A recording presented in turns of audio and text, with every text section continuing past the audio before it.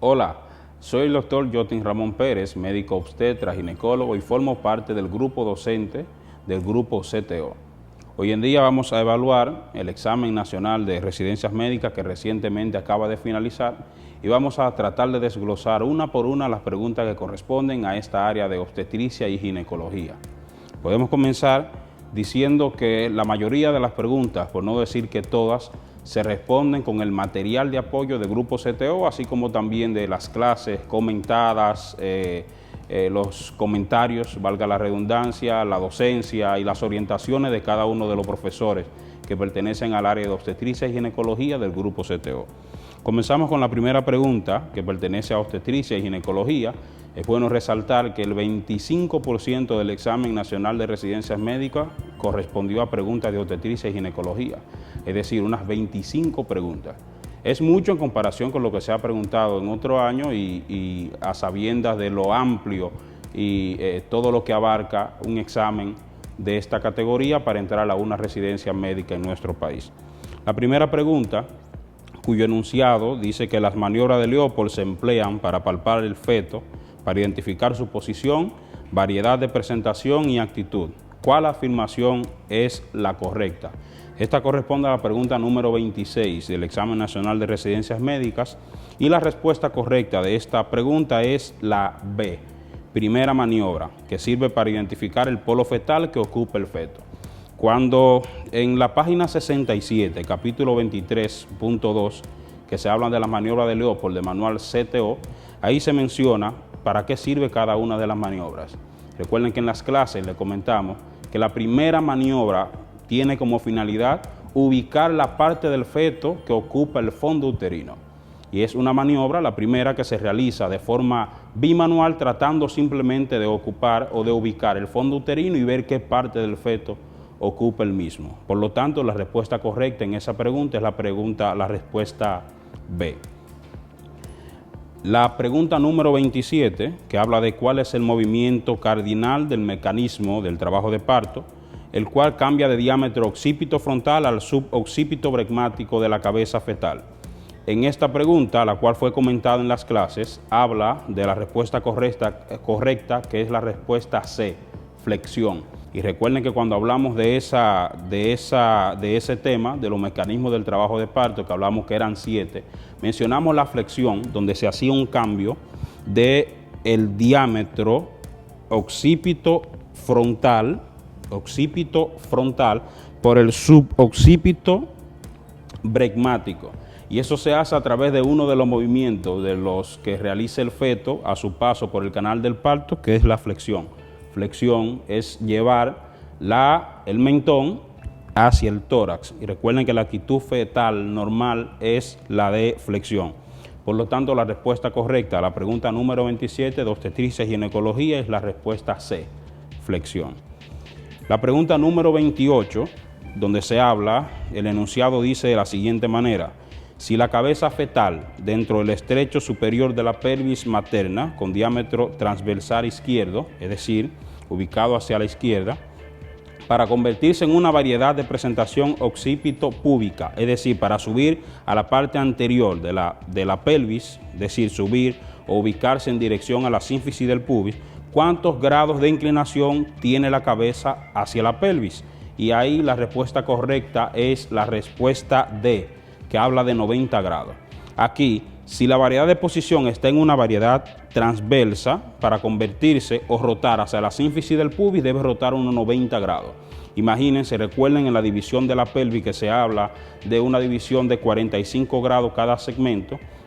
Cuando se ubica la presentación en una variedad transversa, ocupa un ángulo de 90 grados y es lo que tiene que rotar para dirigirse o para ponerse en dirección con la sínfisis del pubis. Continuamos con la pregunta número 29 y el enunciado de esta pregunta es bien claro y dice: al momento del nacimiento del niño y a los fines de prevenirle una anemia ferropénica, ¿cuál es la manera más fisiológica de ligar el cordón?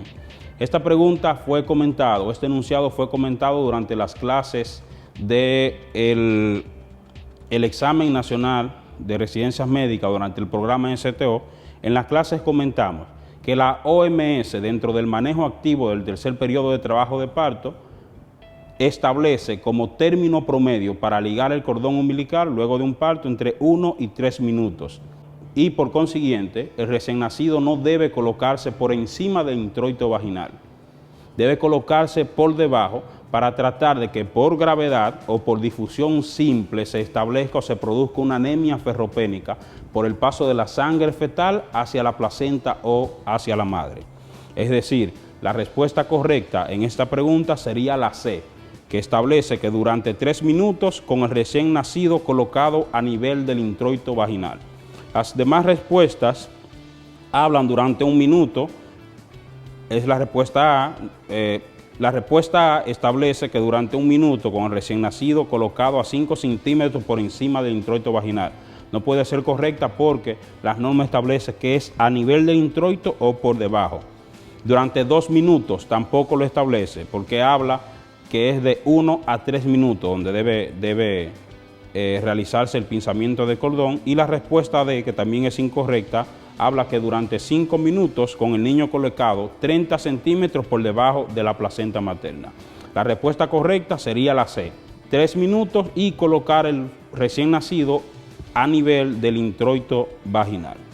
Continuando con la pregunta número 30, que establece: paciente puérpera que solicita voluntariamente anticoncepción al tiempo de manifestar interés por la lactancia exclusiva a su recién nacido, ¿cuál es la opción más conveniente?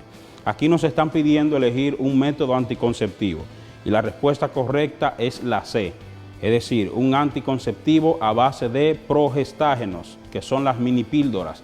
Y de hecho la pregunta entre paréntesis nos coloca, nos especifica que es la mini píldora.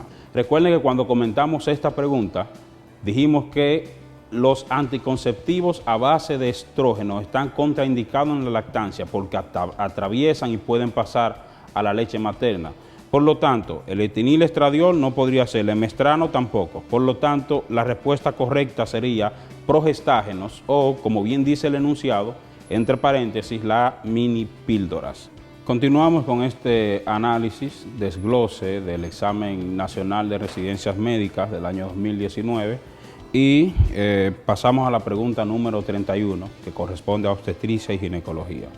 El enunciado establece que paciente embarazada primigesta a 23 años, 30 semanas de gestación, que durante sus chequeos prenatales cursó con niveles tensionales de límites normales. Sin embargo, al ser evaluada de nuevo en su consulta, tiene una tensión arterial sistólica y diastólica de 140-90 milímetros de mercurio, respectivamente asintomática. Los estudios de laboratorio reportan proteinuria negativa, trombocitopenia. ¿Cuál es el diagnóstico probable? Si recuerdan, cuando hablamos de los trastornos hipertensivos del embarazo y se hablaba de la clasificación de los mismos, le mencioné que antes de las 20 semanas todo lo que se producía, todo trastorno hipertensivo que se producía antes de las 20 semanas de gestación pertenecía a un estatus crónico. Recuerda que en el cuadro aquel dividíamos el embarazo en 2 mitades, teniendo como referencia la semana número 20, la 20ª semana. Antes de la 20 semana, presión alta antes de la 20 semana en una embarazada, claro está, es crónico. Todo lo que pasaba de la 20 semana se establecía que era producido por el embarazo, por lo tanto se le agregaba la denominación de gestacional. Por eso, esta paciente que tiene niveles tensionales elevados pero sin proteinuria, la respuesta correcta sería la C, que establece que es una hipertensión gestacional. Eso está más que claro y espero que ustedes la hayan respondido correctamente. La pregunta número 32 dice: dado que el equipo de salud tratante decide continuar la vigilancia ambulatoria semanal, en la siguiente visita la situación clínica se caracteriza por cefalea, visión borrosa, proteinuria, oliguria y trombocitopenia. ¿Cuál es el diagnóstico actual? En este examen nacional de residencias médicas del año 2019 hemos visto algo un tanto inusual en los exámenes de residencia, que es que son las preguntas en escalas. Es decir, casos clínicos donde hay 3 preguntas subsiguientes que se relacionan con la primera pregunta. Y este es uno de esos casos. Aquí hablamos entonces de una paciente que se agudiza, recuerden, aparece proteinuria, a pesar de tener una hipertensión gestacional porque solamente tenía niveles tensionales elevados, pero ahora aparece proteinuria y recuerden en el capítulo 25, en la figura número 29 del manual de CTO, se comenta, además de que esta clase fue comentada, valgo la redundancia, en las clases, se habla que los datos de severidad de una preeclampsia severa, aparte de la proteinuria, están los signos de vasoespasmos y son los que se mencionan aquí. La oliguria, la cefalea, la visión borrosa, aquí aparece también la trombocitopenia o disminución de la plaqueta, por lo tanto te habla de una preeclampsia grave, que es la respuesta D. Esa sería la respuesta correcta. La pregunta número 33 habla que cuál de los siguientes no es un criterio de severidad en la preeclampsia. En la página 72, capítulo 25.4 del manual CTO, donde se habla de la clasificación de la preeclampsia, aquí se habla que los niveles tensionales por debajo de 110 miligramos por decilitro habla de un trastorno leve, de una preeclampsia leve. Por lo tanto, la pregunta número 33, la respuesta correcta es la A, donde habla que una hipertensión arterial diastólica menor de 110 milímetros de mercurio corresponde a un dato que no es criterio de severidad en un trastorno hipertensivo tipo preeclampsia. Las demás respuestas, la B es aumento de transaminasa sérica. Ustedes saben que el aumento de transaminasa habla de un daño hepático y por lo tanto de un trastorno severo. La trombocitopenia también. Recuerden que la transaminasa junto con la presión arterial y junto con la trombocitopenia y datos de hemólisis hablan de la complicación del síndrome de preeclampsia, que es el síndrome HELLP. Recuerden que la respuesta número D, que es la respuesta que nos falta, es que dice dolor en abdomen superior. El abdomen superior es característico del signo de Chaucier, que es un signo de inminencia de eclampsia, donde habla que se está agudizando el trastorno y aparece un dolor en epigastrio en barra por el sobredistensión de la cápsula de Gleason, y eso nos avala, nos apoya en decir que la respuesta correcta de la pregunta número 33 es la A, hipertensión arterial diastólica menor de 110 milímetros de mercurio. La pregunta número 34, y pasamos acá, ven cómo seguimos en la escala, esta también se refiere a los trastornos hipertensivos del embarazo, y pregunta que cuál de estas aseveraciones define mejor a la preeclampsia. En la página 71 del grupo CTO, capítulo 25.3, además de lo tanto que se habló de trastornos hipertensivos del embarazo durante las clases, recuerden que definimos la preeclampsia como un trastorno o un síndrome de aparición exclusiva de la gestación humana, caracterizado por hipertensión arterial, proteinuria después de las 20 semanas de gestación. El edema podría estar, el edema es inherente en este caso, o sea, puede o no puede estar, por lo tanto no tiene tanto valor diagnóstico en los trastornos hipertensivos del embarazo tipo preeclampsia. Y en esta pregunta número 34, la respuesta correcta sería la A, que habla de presencia de hipertensión, recuerden la definición de preeclampsia, y proteinuria después de las 20 semanas de gestación en mujeres que previamente eran normotensas. Esa es la respuesta correcta, porque después de ahí la respuesta B, que habla de presencia de hipertensión arterial, proteinuria y edema antes de las 20 semanas, eso no corresponde al síndrome. La respuesta C, que habla de presencia de proteinuria y edema y hemoconcentración después de las 20 semanas, tampoco corresponde al síndrome, se sale de la definición. La respuesta D, que dice de presencia de convulsiones, ya entramos en eclampsia, automáticamente borramos esa respuesta, automáticamente descartamos esa respuesta. Nos quedamos con la respuesta A, presencia de hipertensión arterial, proteinuria después de las 20 semanas de gestación en una paciente que previamente era normotensa.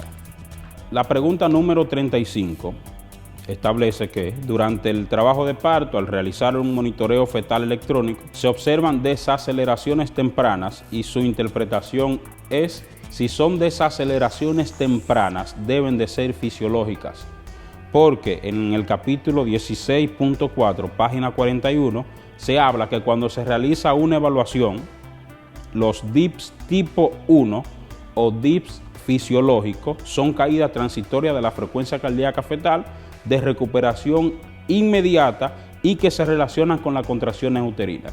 No tiene ninguna representación patológica durante el embarazo que corresponde con el enunciado que nos piden en esta pregunta. Por lo tanto, la respuesta correcta sería la D, es decir, que son fisiológicos y no traducen hipoxia fetal. Ahí hablamos de los DIPS tipo 1. La pregunta número 36 nos pide o nos habla de una paciente de 30 años de edad, multípara, que en el embarazo actual tuvo un episodio de sangrado transvaginal rojo rutilante, indoloro, síntoma, oigan, en el capítulo 18.1, página 53 de el manual CTO, además siempre se le hizo énfasis en las clases que siempre y cuando en una paciente embarazada o en cualquier pregunta nos hablaran de un sangrado después de las 20 semanas, indoloro, rojo rutilante, intermitente, automáticamente hay que pensar en placenta previa. Fuera de eso, dentro de las entidades hemorrágicas de la segunda mitad del embarazo, toda paciente sangrando, toda paciente con una hemorragia es una placenta previa hasta que se demuestre lo contrario. El enunciado nos habla de una paciente con un sangrado transvaginal, rojo rutilante, indoloro, cuando cursaba las 32 semanas de gestación. Se le dio manejo hasta las 38 semanas, es decir, ese sangrado se dio. Por lo tanto, ahí no hay otra forma de responder que no sea placenta previa. Eso se habló durante las clases, se le hizo énfasis de que esas patologías hemorrágicas, lo característico de cada una de ellas era el sangrado. Y que en una paciente sangrando después de las 20 semanas, con un sangrado rojo rutilante, intermitente, indoloro, sin ninguna causa conocida, en reposo, era una placenta previa sin ninguna discusión. La pregunta número 37 pide que de los siguientes estudios de imágenes, ¿cuál es el más seguro? Y expone la localización de la placenta en la confirmación diagnóstica, es decir, en la pregunta anterior. Página 53, capítulo 18.2, cuando habla de la clínica y el diagnóstico de la placenta previa del manual CTO, establece que el método diagnóstico por excelencia de la ubicación placentaria es la sonografía. Es decir, la respuesta correcta sería la C, sonografía. Estamos claros y estamos seguros de que ustedes la respondieron de forma correcta. La pregunta número 38 dice de la siguiente manera. Durante la cesárea, luego de extraer al feto, la placenta está retenida pero adherida normalmente al útero, en la que las vellosidades invaden al miometrio. Y aquí nos refieren 4 respuestas. Respuesta A, hematoma retoplacentario. Respuesta B, vasa previa. Respuesta C, placenta percreta. Y respuesta D, placenta increta. Durante las clases nos referimos a las complicaciones hemorrágicas de la placenta previa y cerca de un 15 a un 20% de las placentas previas cursan con un acretismo placentario. El acretismo placentario se divide en 3: placenta acreta, placenta increta o placenta percreta. Eso va a depender de la profundidad en que ese material placentario invade el útero o invade el miometrio. Una placenta percreta es aquella que sale de la cavidad uterina. La placenta acreta no invade el miometrio, en tanto que la placenta increta es la que invade el miometrio pero sin sobrepasar el mismo. Es decir, la respuesta correcta en esta pregunta sería la D, placenta increta.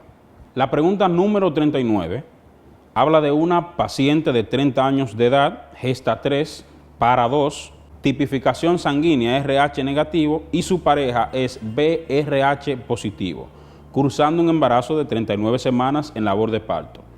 Borramiento y dilatación cervical completa, es llevada a la sala de expulsivo y se asiste el nacimiento del recién nacido en buenas condiciones, el cual resulta RH positivo.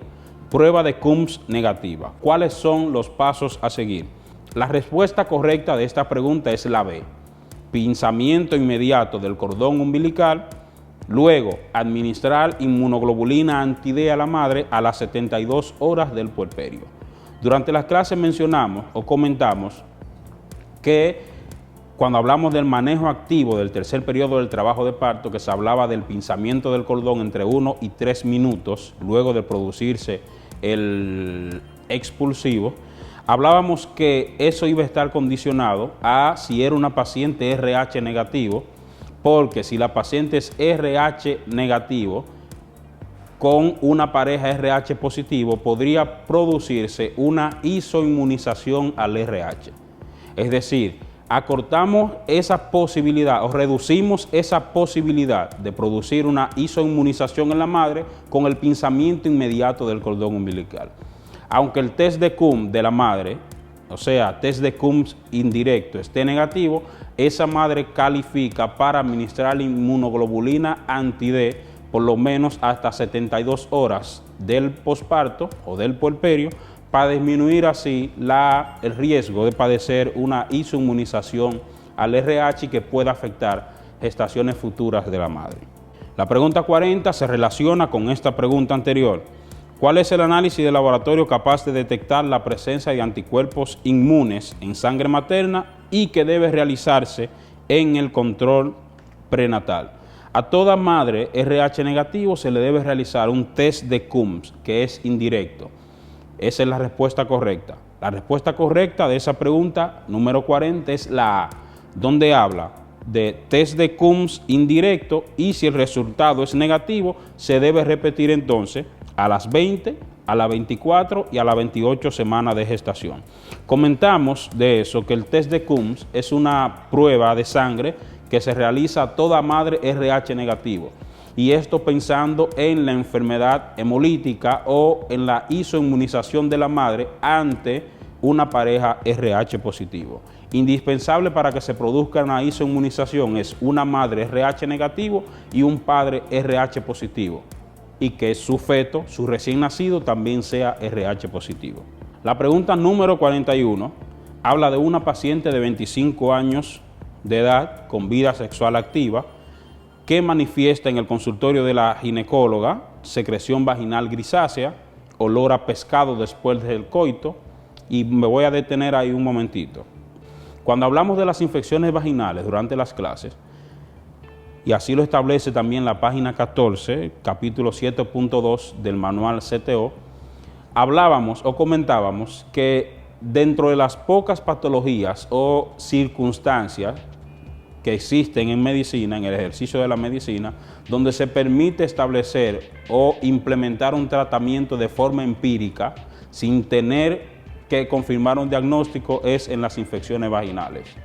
Porque a modo de orientarnos a responder un examen, las infecciones vaginales, dependiendo del germen que la causa, dan una clínica específica. Y siempre y cuando ustedes vean, le decía eso mismo en clase, le mencionábamos eso en las clases de CTO, siempre y cuando ustedes vean una secreción que le hablaban de característica con olor a pescado, grisácea, piensen en Gardnerella vaginalis. La respuesta correcta, sin verla, sin leer lo que sigue del enunciado, es la respuesta A, que es una vaginosis bacteriana, porque la vaginitis por tricomona te da otra sintomatología. La candidiasis vaginal, recuerden el yogur, recuerdan el yogen, recuerdan la leche cortada, por lo tanto están descartadas. Y la vaginitis atrófica tampoco te va a dar una de esas sintomatologías. La pregunta número 40, como bien lo dice el manual CTO en su página 14, capítulo 7.2, y como bien lo comentamos en clase, la respuesta correcta es vaginosis bacteriana, Gardnerella vaginalis, porque esta sintomatología de secreción vaginal grisácea con olor a pescado después del coito es un cuadro clínico que es característico de la Gardnerella vaginalis. Respuesta correcta, A. La pregunta número 42, y aquí vuelve a repetirse la pregunta en cascada, en secuencia, establece o pide que, con relación al caso anterior, si se mide el pH de las secreciones vaginales, los valores correspondían a un nivel de, recuerden que Gardnerella vaginalis aumenta el pH y lo eleva por encima de 4.5. Aquí la respuesta correcta sería la respuesta B, que habla de un pH vaginal mayor a 4.5. También esa respuesta está en la página 15, capítulo 7.2, cuando habla de infecciones y se refiere específicamente a la Gardnerella vaginalis, que habla que dentro de las características propias de este tipo de infecciones está el aumento del pH por encima del 4.5. Pregunta 43. El fármaco de elección para el manejo de esta paciente es, lo saben, metronidazol. Eso es básico, eso es clásico. También está establecido en la página 15, capítulo 7.2 del manual CTO. Fue ampliamente comentado durante las clases. Por tratarse de una bacteria, Gardnerella vaginalis, generalmente es sensible al metronidazol, que si bien es cierto que estamos seguros, sin realizar un cultivo podemos implementar un tratamiento, específicamente sería el metronidazol el tratamiento ideal para este tipo de pacientes. La pregunta número 44, ya aquí pasamos a una pregunta de manejo de patologías cervicales o de infecciones que producen cambios a nivel del cervix. La pregunta número 44 dice: ¿con cuál de los siguientes agentes microbiológicos se asocia la coilocitosis?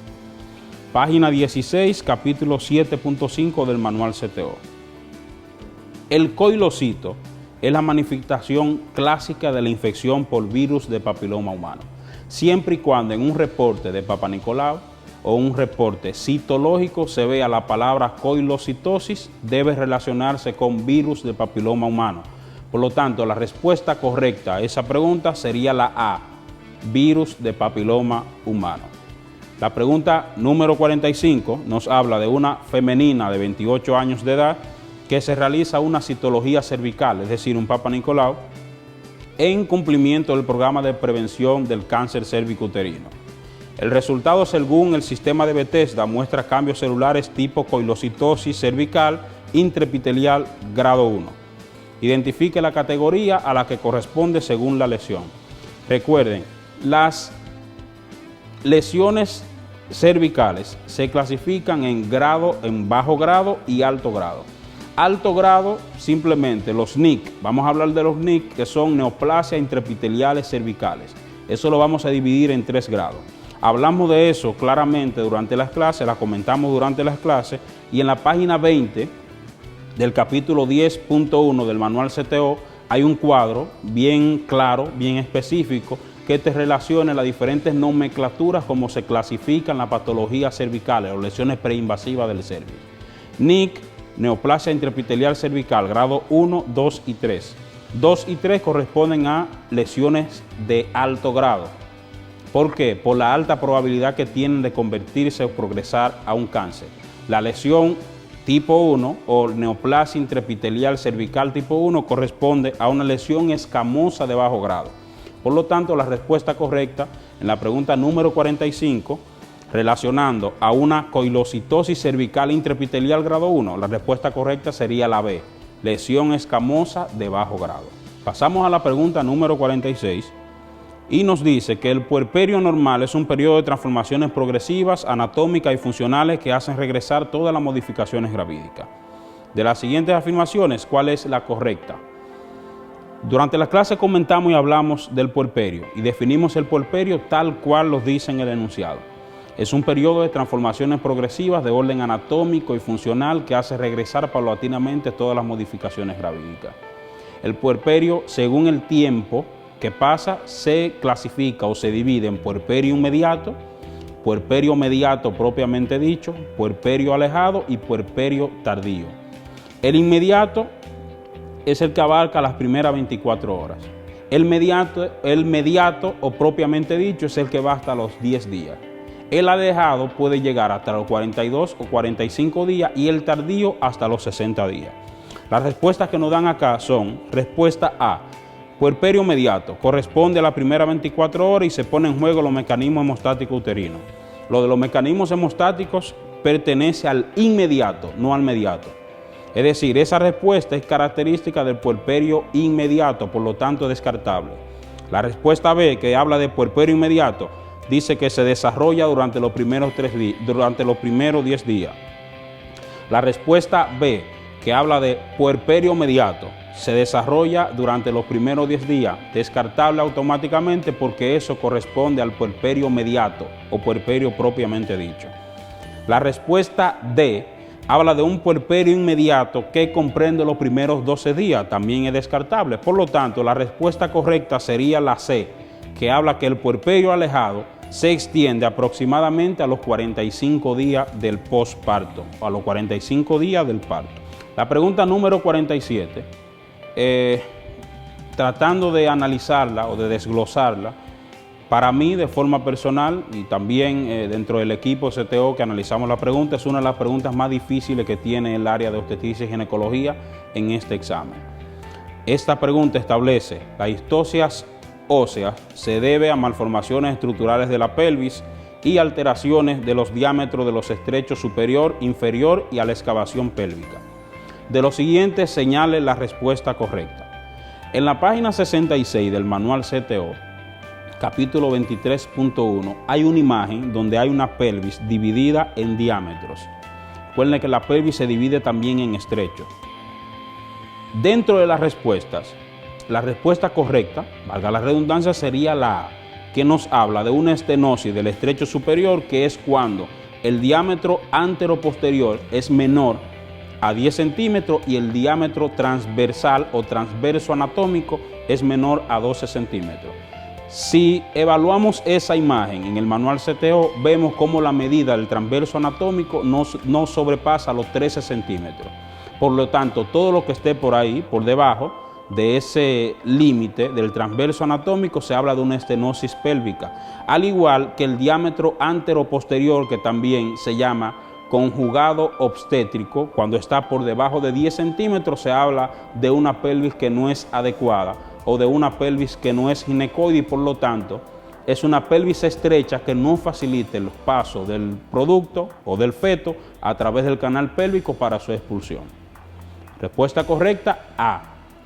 Estenosis del estrecho superior es cuando el diámetro anteroposterior está menor a 10 centímetros y cuando el diámetro transversal es menor a 12 centímetros. Seguimos con la pregunta número 48. De las siguientes pruebas serológicas para el diagnóstico de sífilis en el embarazo, seleccione la que corresponde a una prueba no treponémica. Cuando hablamos de las analíticas que son mandatorias, obligatorias durante el embarazo, eso lo comentamos en las clases. Además, en la página 76, capítulo 27.4 del manual de CTO, establece que dentro de las 10 analíticas obligatorias que debe realizársele a una paciente embarazada en su primera consulta está el BDRL, que es una prueba no treponémica y que es obligatoria realizársela a toda embarazada para prevenir la infección por sífilis durante el embarazo y las repercusiones que tiene esta enfermedad en el recién nacido. Por lo tanto, la respuesta correcta es la respuesta D, BDRL. Recuerdan las 10 analíticas donde se habla del hemograma, examen de orina, falsemia, tipificación, virales, y dentro de estas vamos entonces al VIH, pruebas para hepatitis B, pruebas para hepatitis C y está el BDRL, que es simplemente para detectar la sífilis durante el embarazo o manejar este tipo de patología tratando de que no nos produzca una afección al producto de la gestación. La pregunta número 49 nos pide el tratamiento recomendado para la sífilis de más de un año en pacientes embarazadas. Aquí lo vemos en la página número 76, capítulo 27.4 del manual CTO, así como también en las clases también fue comentado que el tratamiento de la sífilis en embarazadas se debe hacer con penicilina benzatínica de 2.4 unidades en 3 dosis de carácter semanal. Es decir, el medicamento indicado y aceptado por protocolos de manejo de sífilis en cualquier etapa del embarazo es la penicilina benzatínica. Aquí, en esta etapa, entonces sería 3 dosis semanales. Penicilina benzatínica de 2.4 millones de unidades de forma intramuscular es el medicamento, el tratamiento ideal para la sífilis en el embarazo y asimismo lo establece la opción C de esta pregunta número 49 de Obstetricia y Ginecología del Examen Nacional de Residencias Médicas. La pregunta 50, que es la última pregunta de este bloque de Obstetricia y Ginecología del Examen Nacional de Residencias Médicas del año 2019, nos dice que cuál de las siguientes opciones considera correcta con respecto al polidramnios. Polidramnio no es más que exceso del volumen o cantidad de líquido amniótico. Nos referimos al polidramnios. El polidramnio no es más que el exceso o cantidad exagerada, aumentada del líquido amniótico. Aquí nos establece que la principal causa de polidramnios es idiopática. Textualmente lo menciona el manual y textualmente se menciona en todos los textos de obstetricia que habla de anomalías de las membranas ovulares. La principal causa de polidramnios es idiopática. Por lo tanto, la respuesta correcta sería la A, que nos habla de eso mismo, pero las demás respuestas vamos a analizarla. La respuesta B nos habla que generalmente no es debido a factores idiopáticos, cuando sí sabemos que esta es la principal causa. La respuesta C nos habla de una definición, pero ya a la medición, y nos habla que el índice amniótico es de 20, el índice del líquido amniótico es de 20 centímetros. La respuesta D, entonces, nos define cuando el índice de líquido amniótico es de 18 centímetros, cuando eso no se corresponde con la realidad del polidramnio. Por lo tanto, la respuesta correcta es la respuesta A, donde establece que la causa más frecuente de polidramnios es la causa idiopática. Como podemos ver, el método CTO es efectivo a la hora de examinarse en el Examen Nacional de Residencias Médicas. Hemos comprobado que tanto el manual CTO como las clases, los simulacros y los diferentes métodos que abarca el grupo CTO en preparación para este tipo de exámenes responde todas las preguntas, por lo menos en el área de obstetricia y ginecología. Hemos desglosado todas las preguntas, hemos citado de forma bibliográfica, así como también hemos mencionado en las clases, en los simulacros, en los videos, en los lives, en todas las formas que hemos tratado de ayudar para que respondan de manera correcta la pregunta del Examen Nacional de Residencias Médicas. Siempre les he dicho que la salvación es individual en este caso. Si no estudias o si estudias, llevas la delantera para pasar el examen, pero el grupo CTO, el método CTO, te ayuda a examinarte, te enseña a examinarte y por lo tanto es una garantía de éxito a la hora de pasar, a la hora de aprobar el Examen Nacional de Residencias Médicas.